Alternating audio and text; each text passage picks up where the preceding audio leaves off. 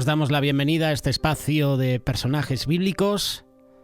Ante todo, queremos dar gracias siempre a todos los oyentes que participáis con nosotros a través del canal de YouTube, los que nos escribís a Telegram o a WhatsApp. Hemos recibido muchos mensajes de varios oyentes que nos aportan reflexiones, que nos aportan personajes bíblicos. Y desde Radio Solidaria queremos daros gracias a todos los que colaboráis con el espacio, a los que nos enviáis reflexiones de otras personas, como pueden ser, por ejemplo, oyentes de otros países que pertenecéis a diferentes iglesias evangélicas y nos presentáis reflexiones de otros hermanos. Os damos gracias por ese trabajo. Gracias a ti que nos estás escuchando y el Señor pone en ti una palabra y la quieres compartir con nosotros y nosotros a través de estos espacios la podemos presentar. Es un gozo, es una alegría que el reino se pueda extender de esta manera. Si el Señor ha puesto en ti una palabra y tú la quieres compartir con nosotros, quieres que la mencionemos en el programa de amigos, en la programación de Radio Solidaria, quieres que la presentemos a través del canal de YouTube, escríbenos al 607-824-824. Es el caso de Pablo Navarrete, Alex Figueroa, Víctor Cifuentes, Esteban Gálvez. Ellos, a través de su ministerio, a través de su congregación, Iglesia Bautista Gracia Soberana, pues, nos aportan reflexiones y ellos a través de su cuenta en YouTube las presentan, también a través de su página web. Yo te invito a que las compartas porque hay muchas reflexiones que nosotros hemos mencionado en este programa y han edificado y nos edifican a nosotros, edifican las vidas. Quiero saludar también a Rigoberto Gómez López, que aporta a través de su página web estudiospentecostales.blogspot.com una reflexión. Un oyente se ha puesto en contacto con nosotros y nos la ha compartido. Y me ha llamado mucho la atención porque es una de esas reflexiones duras, difíciles de leer. El pasaje lo puedes encontrar en Mateo capítulo 28, verso 38. Habla de la parábola de los labradores. Mas los labradores, cuando vieron al hijo, dijeron entre sí: este es el heredero. Venid, matémosle y apoderémonos de su heredad. En esta parábola, Jesús resume toda una historia larga del papel de los profetas con respecto al pueblo de Israel. Un pueblo difícil, un pueblo obstinado, acostumbrado a vivir mal delante del Señor. Esta es una clara señal de no escatimar esfuerzo para desarticular a cualquiera que se opone a su empresa malvada. Y esto lo observas en que dan muerte a todos los profetas del Señor. Y también al final matan a Jesús, trayendo como consecuencia el castigo de su crimen. Lo curioso es que la viña del Señor está en manos de labradores malvados. Yo no soy agricultor, y aquí hacemos un pequeño paréntesis, pero los que trabajáis en el campo, la agricultura es importante. La agricultura en esa época era importante en el pueblo de Israel. Constituía la principal ocupación de los obreros y por lo tanto la base de su vida económica, además de proporcionarle sustento, fue el factor importante en los designios de la providencia respecto al pueblo escogido. La dedicación a la agricultura contribuyó no solo a suavizar las costumbres más ásperas de la vida nómada, sino también a desarrollar el espíritu patriótico por el afecto a la tierra que llevaba consigo tal oficio. Y la palabra de Dios abunda en figuras metafóricas, en símbolos o palabras sacadas de la agricultura, porque los profetas, los poetas, los sabios de Israel encontraron el vocabulario de los labriegos, ese vocabulario que tenía significado, era apto incluso para impresionar. Yo siempre lo he dicho, a mí me gusta mucho el teatro.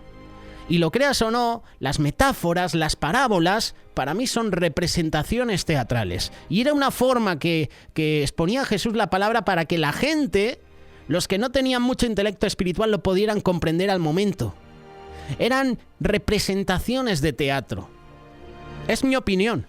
Y yo creo que es una manera práctica de llegar a las personas. Y por eso Jesús usaba ese lenguaje. Los que trabajáis en la agricultura, los que habéis trabajado en la vid, el trigo, el árbol, la viña, las hojas, las raíces, seguramente para vosotros es un patrimonio.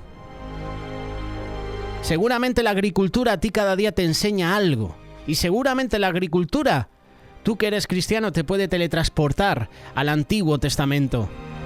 En la época bíblica, y aún antes de su ocupación por los israelitas, la Tierra Santa era un próspero viñedo. Te invito a que lo leas, Números capítulo 13, versículos del 20 al 24. Los principales productos de su suelo eran los cereales, era el mosto. Génesis capítulo 27, verso 28.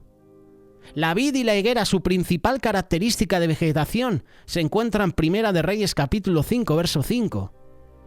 Había varias regiones por la alta calidad de sus vides, tales como Escol, Engadi. En Cantares capítulo 1, verso 14 hay información. Sibma, puedes encontrar en Jeremías 48, 32. También en otras. El sueño dorado del israelita nómada era sentarse bajo su propia vid o bajo su propia higuera. Primera de Reyes capítulo 4, verso 25. Es por eso que la vid o la viña tiene un papel importante en el lenguaje figurado. Con la vid se compara al pueblo de Israel. Hay varias comparaciones en la Biblia de Israel con una vid.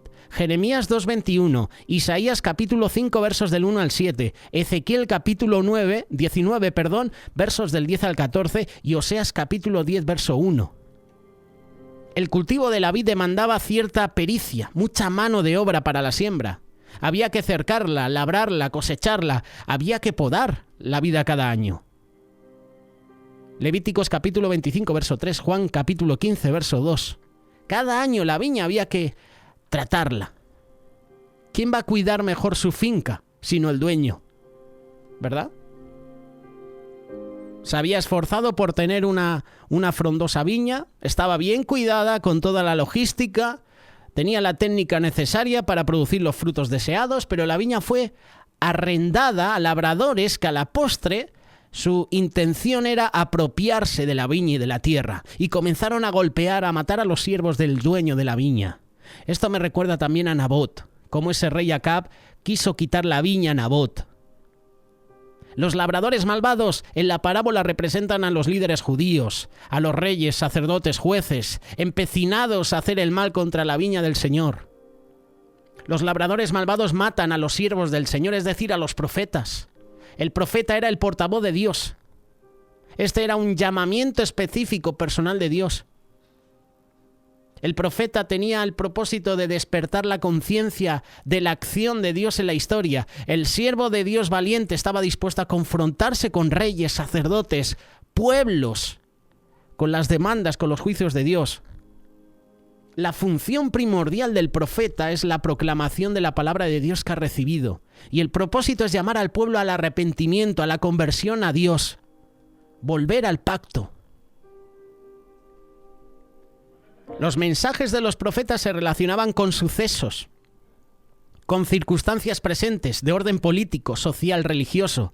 Pero como estas circunstancias son vistas como parte de la acción de Dios en la historia, el profeta no puede dejar de referirse al futuro para anunciar lo que Dios hará para inducir ¿a qué? A la acción. No hay duda de que la predicación es parte esencial de la función profética y muchos profetas manifiestan dones especiales de esa percepción del futuro. Amós capítulo 3, Isaías capítulo 1, versos del 4 al 5. Hay más información en Isaías capítulo 2, Jeremías capítulo 2, Jeremías capítulo 5. A través de estas citas bíblicas, el profeta se enfrenta a esos labradores malvados que han destruido la viña del Señor. Ellos se exponen a que los abofeteen, los golpeen, los maten por denunciar la injusticia de los gobernantes. Y ahora llega Jesús, el heredero de la viña. Finalmente, si lees el pasaje, Mateo capítulo 21, el dueño de la viña decide enviar su heredero para recoger los frutos. Pero estos labradores malvados dijeron, ahora sí, este es el heredero, vamos a matarlo y nos vamos a apoderar de la heredad, es decir, de Israel. Por medio de las parábolas, controversias, enseñanzas directas, ejemplo personal, Jesús les aclaró a sus discípulos la naturaleza del reino, el papel del Hijo del Hombre. Las hostilidades se acrecentaban, la oposición de los gobernantes y maestros religiosos de los judíos crecía rápidamente. Ellos buscaban atraparle, contrarrestar su influencia sobre las masas, entregarlas a las autoridades romanas para ser ejecutado. Ni la advertencia que Jesús dirigía a sus enemigos, ni su doctrina impartida con mira a cambiar la actitud de ellos, ni la resurrección de Lázaro, ni los milagros que hizo Jesús, lograron convencerles de su error. Más bien su odio se intensificó. Y esto es curioso, ¿verdad? Jesús hacía un milagro con un ciego de nacimiento, con un hombre paralítico, y los fariseos, en vez de dar gloria a Dios por ese milagro, le preguntaban: ¿no te es lícito llevar tu lecho, tu camilla, en sábado, en día de reposo? Estaban mirando la ley, las costumbres. En vez de glorificar que ese paralítico había sido sanado, empezaron a usar la ley. ¿Cuántas veces nosotros hacemos lo propio también? Vemos milagros en los hermanos y en vez de glorificar a Dios, en vez de bendecir su vida, buscamos el fallo. ¿Cómo lo habrá conseguido? ¿Cómo habrá hecho? Incluso ese ciego de nacimiento, cuando recibe el milagro, los fariseos preguntan, indagan, manipulan, amenazan incluso a los padres del ciego.